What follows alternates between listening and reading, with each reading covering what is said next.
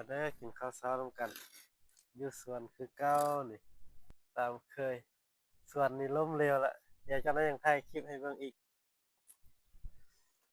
มาวันนี้มากินต้มกบกับปลาดุกนาโอ้ยสุดยอดเลย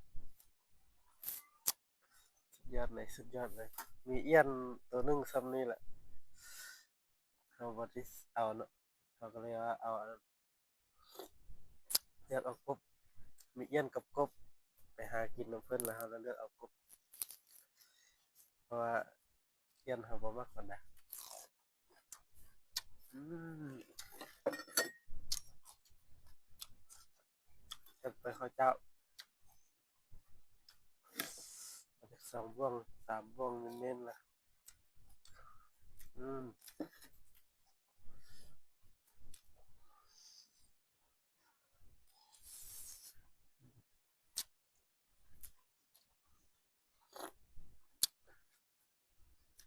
อืมตัวใหญ่แบบนี้ตักใส่จานนี่งวดเลย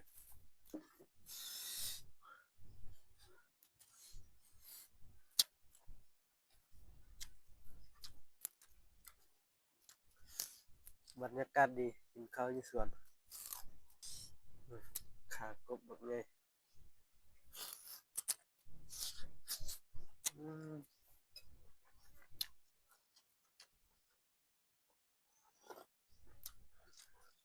ยอดเนาะส้มใส่ใบมะขาม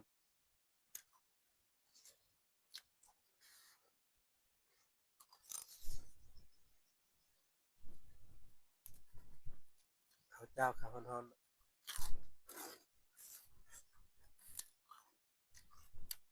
จัดซ่องละ1วันประจำเราต้องได้ย้ายสถานที่หน่อยหนึ่งอืม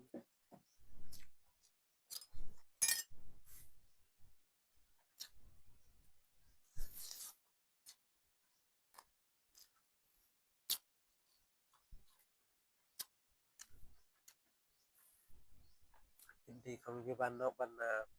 ได้กินกบธรรมชาติกินปลาลูกนา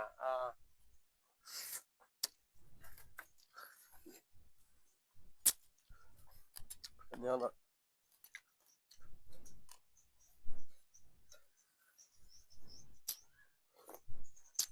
อื